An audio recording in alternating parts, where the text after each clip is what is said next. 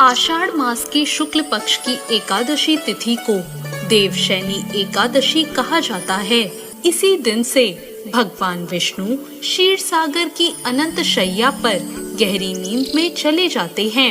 इसके बाद कार्तिक मास की एकादशी तिथि को भगवान विष्णु योग निद्रा से निकलते हैं और इसी दौरान भगवान शिव सृष्टि का संचालन करते हैं। देवशयनी एकादशी की कथा के अनुसार एक बार राजा बलि ने तीनों लोकों पर अपना अधिकार जमा लिया।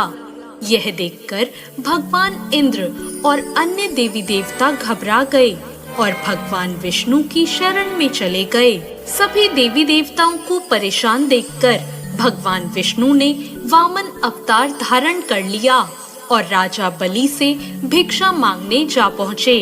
राजा बलि ने वामन देवता से कहा, जो मांगना चाहते हैं मांग लीजिए।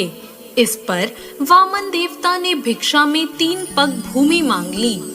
पहले और दूसरे पग से वामन देवता ने धरती और आकाश और पूरा संसार नाप लिया।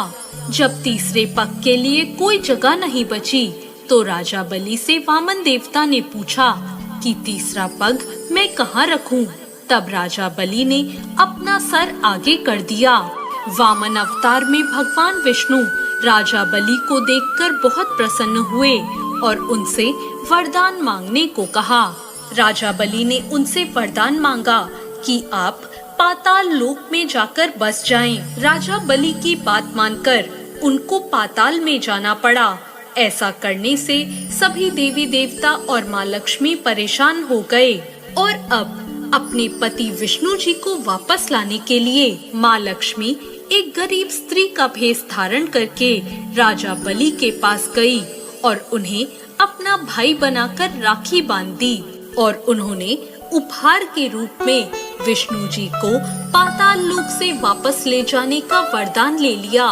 माता लक्ष्मी के साथ वापस जाते हुए भगवान विष्णु ने राजा बलि को वरदान दिया कि वह प्रत्येक वर्ष आषाढ़ शुक्ल पक्ष की एकादशी से कार्तिक मास की एकादशी तक पाताल में ही निवास करेंगे और इन 4 महीनों की अवधि को उनकी योग निद्रा माना जाएगा।